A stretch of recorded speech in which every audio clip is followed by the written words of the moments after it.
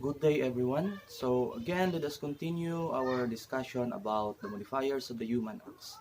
We are done already with two modifiers, ignorance, passion or concupiscence, and now let us try to discuss the third modifier of the human acts, which is fear. So, now, let us try to look at or to define what is fear.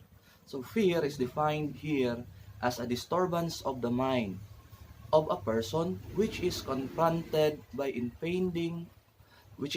confronted by impending harm or danger towards himself or to his or her loved ones. Now, that is fear. But there is a need for us also to distinguish the two types of fear. So let us try to distinguish the fear, the act done with fear, and an act done because of intense fear. Let us try to distinguish the two. First, an act done with fear. So, an act done with fear is always voluntary. Why is it voluntary? It is said as voluntary.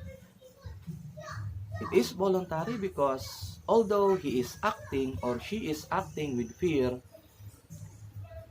the person who is acting, the agent, is still responsible because the agent still willfully act on this, on his or her action. It is still willed by the agent. Although he is acting with fear, pero it is with consent, it is willed, it is done voluntarily by the person who is acting. For example, you are taking an exam. You are taking an examination with the fear of failing it. Okay? Although you have fear of failing it, but still, you voluntarily, you willed, you have your consent of taking the exam. Okay? So that is an act done with fear. Or another example, stealing. Nangawat ka something. Sa imuhang pagpangawat, nahadlok ka nga basin masakpan ka. Pero imuha gihapon gituyo, giwil gihapon nimo, consent gihapon nimo nga imuhang buhaton ang pagpangawat. Although sa pagbuhat nimo sa action, nahadlok ka. But you still willed it. You have done it voluntarily. So, an act done with fear is always voluntary and you are still responsible or accountable for your action. Now, the second, an act done because of intense fear. An act done because of intense fear is always involuntary. It means involuntary. You are not accountable. You are not responsible for your action. Why? Because in doing it, you are doing it because there is a certain danger, there is a certain harm towards yourself, or it means napugos ka nga buhaton. You did not will it.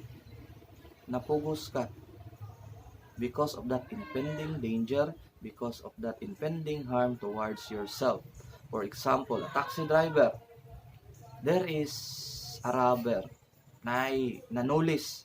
You are a taxi driver, gitulis ka, gitutukan ka og baril. And then, because of that fear, because there is an impending danger towards yourself nga mamatay ka, pusilon ka niya, gihatag nimo ang kwarta tanan dito sa nanulis. And that, your action of giving the money, because of that fear, nga nay mahitabo sa imong kaugalingon, you are not responsible.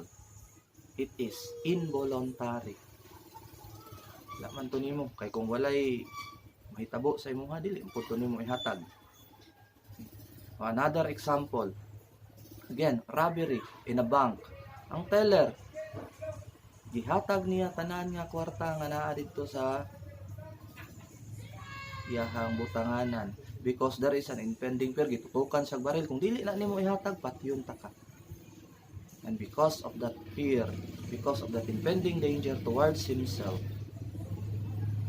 ihatag niya ang kwarta. And that action is involuntary. Kung sa may nawala sa iya sa mga elements sa human acts. So itong mga elements, knowledge, freedom, voluntariness. Kung sa'yo nawala sa iya, freedom. Wala siya freedom, mga mabuhat. Because there is an impending fear. Voluntariness. Napugos siya. An act done with intense fear, because of intense fear, is involuntary. Okay? So that is the distinction between the two. Okay? So that is the third modifier of human acts, fear. And I hope you again understand what is this third distinction, what is this third modifier of human acts. Okay, we still have two, violence and habit. We will try to discuss that later in our discussion. Okay, thank you once again.